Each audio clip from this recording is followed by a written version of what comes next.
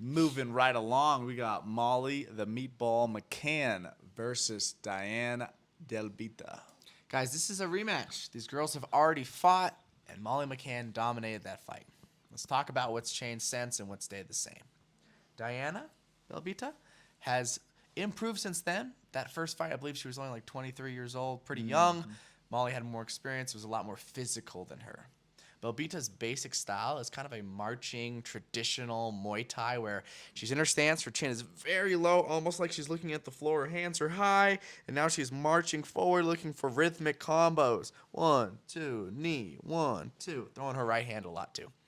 That's what she likes to do on the feet. She did have some success with Molly because Molly's shorter than her. When Molly would duck and level change, she would bring up a knee, which was actually a really nice read. That's something I'm curious about in this match. Besides that, in the first match, Molly really ragdolled her. She threw her around. She could almost choke slammed her from her neck. She jumped off the cage. She body slammed her. She went all over the place with her and really dominated her on the ground. Since then, Belbita has gotten better on the ground. It's still not her forte. It's not the place she wants to be, but she's gotten better. She's gotten more aware, and she's gotten a bit more physical. She's packed on some muscle. So this is an interesting rematch. What do you think about Molly in this fight? Molly's tremendously entertaining. We've all seen this spinning She's getting back. her own TV show. Oh, yeah? Her and Patty. Yeah. That'll be classic British television right there, I'm sure. Nasty spinning back elbow knockouts, highlight reels. You don't see a lot of girls that put girls away like this. She comes out hella aggressive. She's chucking overhand rights. She's ducking under combos. She likes to box. And against Delbita the first time, we saw a part of her game we don't typically see, which was the big takedowns, the ground and pound, the mount, the submission attempts. This is kind of a tailor-made fight for Molly. It feels like the UFC pushed her really hard, and they really want her to experience a win here. The last time out against Stolia, she got armbarred in about a minute. And I think they wanted to serve her up an opponent whose style, at least on paper, matches up really well with hers. It did the first time. I think this time it very easily could again. What is your prediction for this fight? I agree. Molly already beat her once. It doesn't look like Belbita's made the giant changes to prevent that from happening again. I think Molly can beat her on the feet. I think she can beat her on the ground. If she takes her down, I don't think she gets submitted there, which seemed to be the Achilles heel for her. I don't think Belbita's going to throw up submission. So I agree. Molly McCann in this fight. Molly McCann by knockout or perhaps a decision. All right, guys. Next fight on the card, we have flyweights. We have a 17-0 prospect, Azat Maxum, versus the veteran Charles Johnson. Ryan, what do you got for Mr. Maxum? Maxum, he spent some time out here in Colorado at Team Elevation. Tremendously talented kid. Flyweight. He carries a lot of power for a flyweight. Nasty right hand. Whether it's a cross, whether it's a right hook, he's dropped numerous opponents outside the UFC before entering the Ultimate Fighting Championship. This kid is a stud. He shoots an incredible shot, usually from fairly far out, but he's so quick at changing that pace and changing the distance that he gets in on opponents. He gets a lot of the work done from the outside as well. Long straight punches, sharp jabs, sharp 1-2s, head kicks. Really good at pulling and just got that loose, evasive style you love to see. There's a reason this kid's undefeated. He's a phenom. Can't wait for this matchup. What do you have for his opponent? Charles Johnson is an interesting character. His background is as a long-distance runner. And where we see this is his really good cardio. He tends to take over later in the fight. Lately, it's been a little bit too late in the fight. He's on a 3-fight lose streak, and generally in those fights, it repeats the same pattern. He comes out hot looking to strike. He has a really good Muay Thai flow where he puts together these really nice flowy combos, hands to feet, finding knees, finding elbows if you're close. But lately, the person's come out, seen that he's coming out hot, and taken him down in the first round and halfway or most of the second round. So he's just getting grappled consistently. He's got good takedown defense. He's got a really good sprawl, but people have been really relentlessly sticking to him and taking these rounds away. And then by the third round, the person's tired from wrestling. He's not tired. And then he starts to take over, but it's a little bit too little too late. As far as a prediction, what would you see for this fight? I think Azat has the style to take over and overwhelm Charles Johnson. I think it plays out a lot like Charles Johnson's last couple fights. Azat scoring takedowns. He's controlling, but also I think Azat will score on the feet often. Sharp straights, sharp jabs, sharp right hands. Johnson, like you alluded to, is a long distance runner, has tremendous cardio, but he's not seemingly that efficient in the sprint category, which sometimes you need for mixed martial arts. Good point. I think Charles Johnson's never been finished. I don't think he gets finished here, but I think Azat gets this done handedly, performs even better than he did in his debut, and gets this one done by decision. Good point and great takes. One thing I'd like to see in this fight is, as you mentioned, Maxum tends to shoot from pretty far out. And one of the things that Charles Johnson will do is he's got a good sprawl, but sometimes he almost over sprawls. What I mean by that is either the person's faking it or starting to shoot from the outside, and he's sprawling independent of them. He's not sprawling in control of their head, snapping their head down under his body, and then sprawling. He's sprawling independent of them. That might even work a little better against someone who's shooting that far out, but if Maxum can fake it or show it and throw strikes and then shoot, it's just going to be something interesting to see. But overall, I agree. I think Maxum's going to take this fight. The lines aren't even that wide considering he's a 17-0 guy versus, no disrespect for Mr. Johnson, but a 13-6 guy who's on a 3-fight lose streak. I think the lines are pretty close, and I don't think they should. I think Maxum takes this fight as well. All right, guys, next fight. This is Pete Rodriguez versus Themba Gorimbo. What do you got for Mr. Themba Gorimbo, Ryan? Themba, he's an EFC fighter from Zimbabwe. Incredibly scrappy. He was out here in Colorado for a couple months. You might have seen how he blew up on social media with Dwayne "The Rock" Johnson. That's his favorite fighter. I believe The Rock even bought him a house. This dude won a UFC fight with $7.05 in his bank account. If that's not determination and, immigrant mentality, I don't know what is. He pushes a relentless grappling pace. The amount of times he'll spend just shooting, reshooting, driving against the wall, trying for the takedown again and again, staying in the scramble, committed to the game plan, even at times ending up on bottom but scrambling back up, going for leg locks, sweeps if he hits the bottom immediately. His hustle is almost unmatched. He's incredibly tenacious, and he does hit hard. He dropped Sato in his UFC win with a giant right hand. He plays really long, moves his feet, long straights, and some high kicks, but his bread and butter, his money moves, if you will, are those takedowns and some nasty, nasty submissions. Tell me about Mr. Pete Rodriguez. Guys, Pete is young and not very tested, but what we know of him is that he likes to get quick finishes. He's had an interesting road in the UFC. His first fight was against the prodigy, the extremely talented Jack Della Maddalena.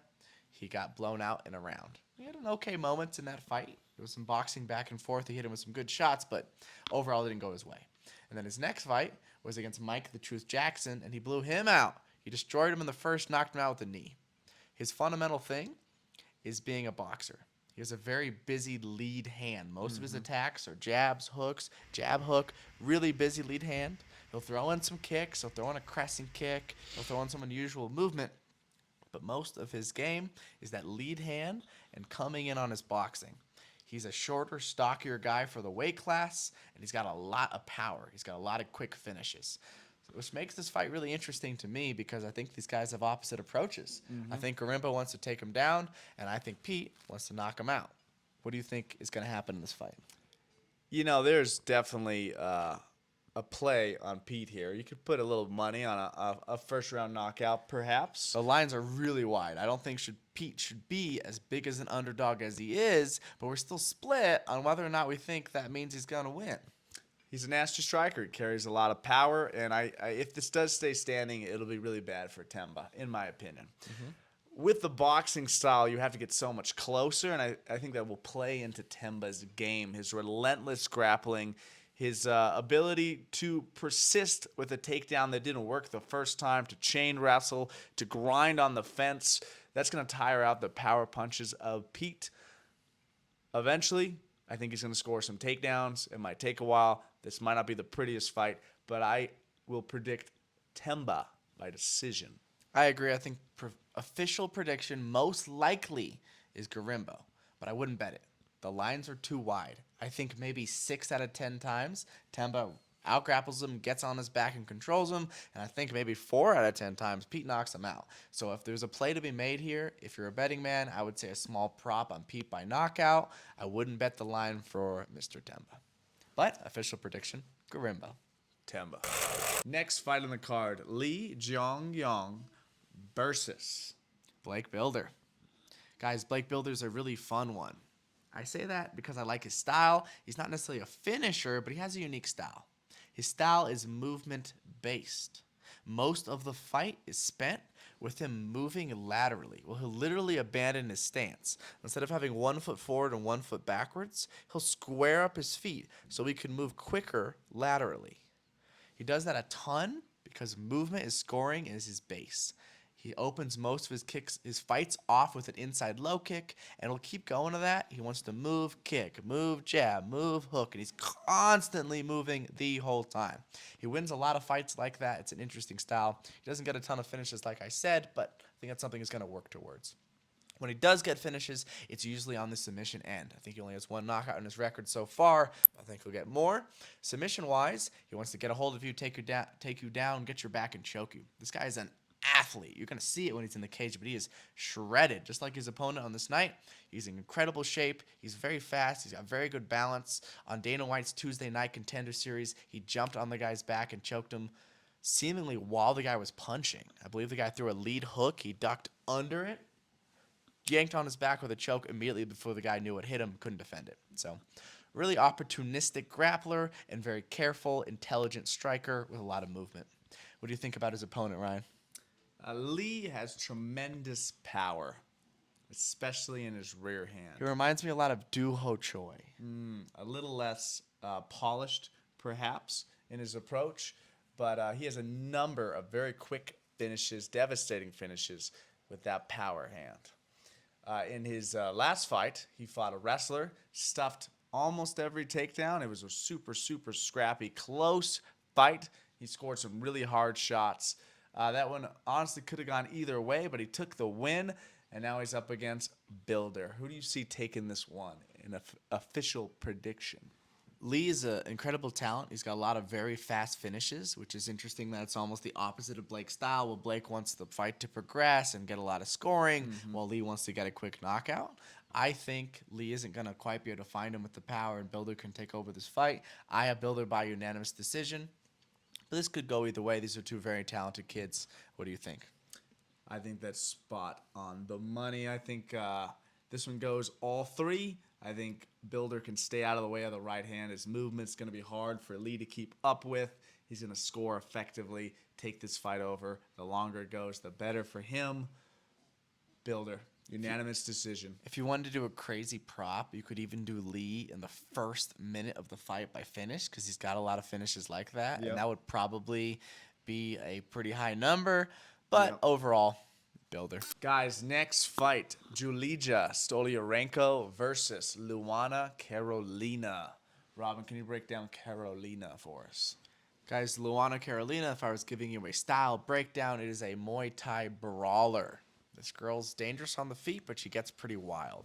Some of the things that I see in her style that I don't love a ton is that her chin tends to come up in exchanges, that her elbows tend to flare when she's looking to throw straight. Sometimes her straight is almost coming from up to down, and sometimes that's because she's taller, but just something I see. She likes to march in behind her knees, throw some kicks, and look for those off-angle straights. She wants to stand and strike most of the time. On the ground, we've had mixed results. She won her last fight against Petrovic with some grappling, and this showed some improvements. But before that, she got submitted by Erniani Lipski by a knee bar. She was sitting in the position to be knee barred for a while, and it didn't really seem like she was super aware of the danger, and it kind of caught her by surprise. She screamed and tapped, and it was a pretty cool submission, kind of a highlight. But in subsequent fights, I've watched her in leg lock positions, and she doesn't really seem very comfortable there. In that last fight with Petrovic, she almost got heel hooked. She got stuck in some leg slots for a while. So although she's working on it, I still don't think the ground game is there. Her number one defense to takedowns is a whizzer. She really uses that height pretty well on her whizzer, but she stands really, really tall in the clinch, particularly against the fence, where generally you're going to want to lower your level and drop low into a wrestling spot. She stays really tall. So although there's some holes, she's a fun fighter. I think this is going to be an exciting one. What do you think about the meatball killer, Dolidze Stoliarenko? I was so happy she beat Molly McCann. It seemed like the UFC was lining her up to get highlight reels. Some people just want to watch the world burn. Instead, she goes out, arm bars the phenom, Molly McCann, the hype train, Molly McCann, the money-making machine, Patty Bimblett, Molly, they're about to get that new show. Goes out, wrecks her with an arm bar in about a minute. That's her move. It's her move. She's done this over and over and over again in her career. Such a vet of the game. Mixed record, but she's fought some really tough girls. Always shows up with a gutsy performance. She's actually done left way. Yeah, she's a beast. She's very tough. Not the cleanest, a bit like Luana, where there's a little bit wild in some of the exchanges, but she's a tough girl. If you don't know what that is, you're allowed to headbutt. It's Muay Thai. There's no hand wraps. This girl's a badass. Crazy. They'd have to pay me so much money to do that. I think this favored Stoliarenko. She's got all that momentum for the last one. She's got some confidence. She got a win that was really needed in that spot in her career. This is rejuvenating her. And going into this matchup, it looks like it's a striker versus grappler. Dolidze can strike, but she really gets her best work done on the ground. I think she gets it there. I think she either submits Luana or wins a decision. Yeah, I like Dolidze in this. The overall striking stats and confidence on the feet favors Luana a little bit, but Dolidze is moving down a weight class. She's usually taller than people in this weight class. She was a lot taller than Molly, which helped her out. Her and Luana are going to be similar height, so I don't want to see her stay striking with her, but if she gets this fight to the ground, she has a much better jiu-jitsu. I believe she's a Roger Gracie black belt. If you don't know who that is, one of the best Gracie competitors for Brazilian jiu-jitsu ever, and had a pretty good run in MMA too. So I'm going to agree. I'm going to go with our meatball killer girl, Dolidze Stoliarenko. By submission, most likely armbar. All right, guys, next fight on the prelims, Landon Quinones versus the debuting from Colorado, Markel Medeiros. What you got for Markel, Ryan? Nasty prospect. He got a quick knockout in Dana White's Contender Series. Super impressive. He's got that new style of striking. There's some stance switches. There's a lot of hand fight. Most people, when they hand fight in MMA, it's with the lead hand. They're probing out, they're jabbing. He'll even reach out with his rear, which loads different attacks, really throws off his opponents. He's got great fakes and pressure. He gets there early and often and gets the job done in spectacular fashion, which got him signed. This is going to be a really fun matchup. How do you see Landon Quinones' style matching up? Quinones came off The Ultimate Fighter. He had a fight against Jason Knight where he took him down and was immediately submitted, I believe, by an armbar, and he was kind of known for that. But really, he's a striker. He's a southpaw kicker. When he got to the UFC, he had a very tough first fight against Nasrat Hapkaras, and these two guys went to war. Yeah. It was a good fight. It was close. They both hurt each other. Landon's main tools, being southpaw, he's got a little bit more space. He likes to kick. Kick the legs, kick the body, kick the head, do a teep kick. Very good at kicking. And then his striking with his hands is a little bit more of combos, so it's not as power shots necessarily. It's 2 or 3 punches quick, and then movement in and out. He's got a good bounce. On his defense, it's basically 2 things. He's going to pulling both his feet back out of range, or he's going to shelling both hands by his face. Or he's going to do both, pull and shell. Not one note, I guess a little 2 note on the defense. Those are the 2 things he tends to use. And Nasrat kind of caught on to this and started splitting the shell and finding different combos on him and ultimately took over that fight. Landon did hurt him with some calf kicks. Markel is really good at calf kicks. So I'm really interested to see the calf kicks between both of them. And then I'm really interested to see how Markel deals with Landon's shell. Markel Madero's style really reminds me of what Firas Zahabi used to say to Rory McDonald in some of his fights, which is, I want you to overwhelm his mind with possibilities. Markel is giving so many looks, like you talked about, hand fighting with the lead, hand fighting with the rear. He'll roll his head, he'll slip with punches, he'll fake his hips and move. He's giving so many looks that I think Landon's going to shell, and I think Markel's going to crack that shell. The calf kicks are going to be fun back and forth, but overall, I favor Markel. What do you think? I like Markel's timing. He hits super hard, and he seems to be able to find an opening with all the feints, with all the fakes, with all the hand fighting. That's going to throw off Kones' kicks, especially the hand fighting really controls range. The feints are going to push Landon Kones back. I see Medeiros getting a TKO against the fence. Round 1. Wow. That's what I'm calling. That's a bold prediction. I'm going to agree. We've watched this guy since he was an amateur here in Colorado. I think we're going to watch him get his first UFC win on Saturday. All right, guys. For all the viewers who are still with us, this is the last fight of the evening.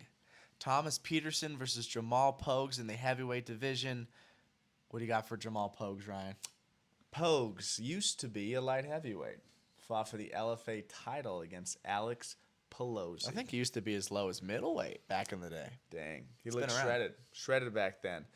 In that Pelosi fight, he was doing really well. It was a back and forth affair. Pelosi started to pull away with the fight the longer it went. Pogues had some great moments in the ground game. He is a black belt. But ultimately, he got heel hooked and seemingly injured. Years later, fast forward, he's in the UFC's heavyweight division. He primarily likes to strike, stands very upright, throws crisp 2s and 3s, chops low kicks. He's from CSA, which is a great technical striking gym, and you can see it. And when he's out there and his techniques, he's very crisp on the feet and looks more athletic than most heavyweights, probably stemming from that weight class change. What do you have for his opponent? Guys, Thomas Peterson is some interesting, fresh young blood into the UFC. He's a 2-time Minnesota State Wrestling Champion. That's the basis of this guy's game, and you can see it in his stance. In his stance, it's basically a modified wrestling stance. He's not so low and bent over, it's a little taller. And instead of pawing his hands out onto a collar tied to the back of his partner's neck, his hands are up looking to paw punches. So he's looking to parry your punches, be in his stance, and look for his opening. And when he wants to find it on his own, he's usually leading with his rear hand. So it's pawing, finding his cross, and crashing with it. Cross and under, cross and crash. He wants to crash into the clinch, run you to the wall, get a double, get a single, get a body lock, and drag you down and use that high-level wrestling. On the feet, he actually does a pretty decent job of reacting to strikes. It's decent head movement, but it's very athletic. If you've watched a young Michael Chandler, he would get out of the way of a lot of shots in the first round, second round, but the way he would do it wouldn't be super efficient and economical. It's a big movement, and one of the things that you get better at when you're learning to move your head is a constant motion. Objects in motion stay in motion. So instead of waiting, the strike's coming, and then you move, this constant rhythm and flow and motion, and then you slip, and then you slip. And that's something I think he's working on, but doesn't quite have down yet. He ran into our Where's Waldo? Waldo Cortez Acosta in the LFA. He ultimately got knocked out by him, but I think he learned a lot from that fight.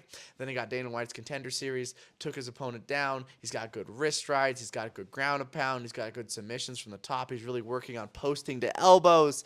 I think he's going to take over this fight by being extremely, extremely physical and a dominant wrestler. What do you think for a prediction? Peterson, does he have a nickname? I don't think so. I don't know. I feel like his style is like a bear. You were talking about the pawing. He looks like a grizzly bear. He's built like a grizzly Polar bear. And he mauls people. I think Pogues stands very tall. Peterson could shoot under that. Pogues has, in my opinion, crisper striking. Pretty And fast hands. If it stays standing, he can definitely tag Peterson up and chop the legs. But Peterson, in my mind, will take this fight where he wants it to go. He'll get the takedown. I don't think he'll submit the black belt, but he's going to spend some time on top, inch down that clock, land some great ground and pound, some elbows, and generally control the fight and be tough enough on the feet if he needs to eat a couple shots to push through that adversity. Peterson by unanimous decision here. I think that's a great call. Thomas Peterson, unanimous decision. Guys, that's our picks for all the fights. So now, let us know what you think. Let us know in the comments down below who you think is going to win, and more importantly, why. Say who's going to win, for what reason, what technique are you seeing, what X factor is going to change the outcome of this fight. We want to know. Let us know in the comments down below. Like, share, subscribe. We are committed to putting out the best MMA content on YouTube. We'll be here for every single UFC fight card, giving you the breakdowns. Hey guys, we got one more thing we'd like to go over, which is a quick betting tip and our favorite bets on this card if you're going to make them. What do you think, Ryan? I got Drew Dober and Renato Moicano going under 3 rounds. These guys are true finishers. Either way it goes, this ain't going 3. Secondly, Dolidze Stoliarenko by submissions. He's a specialist with the armbar. Don't be surprised if it's with that very technique. I like the picks. Drew Dober and Mr. Moicano have average fight times around 7 minutes. It's well under 10, so there's a very good chance that fight gets finished. Besides that, I like Imavov in the main event. He's a slight favorite. And I like Maxum. He's also a slight favorite, despite being 17-0 and his opponent being on a 3-fight losing streak. So those are really good straight bets. As far as underdogs, I like Charles Radke. I think he's too wide of a spread as an underdog. And I think Pete Rodriguez, especially by knockout, is too wide of a spread as an underdog. Those are 2 that I would take. The only other prop bet I have for the night is Blake Bilder by decision. He moves, he scores, he stays out of the way. I think Blake Bilder by decision. That's a really good call. Thanks for watching, guys. Savage gentlemen, we're out. Peace out.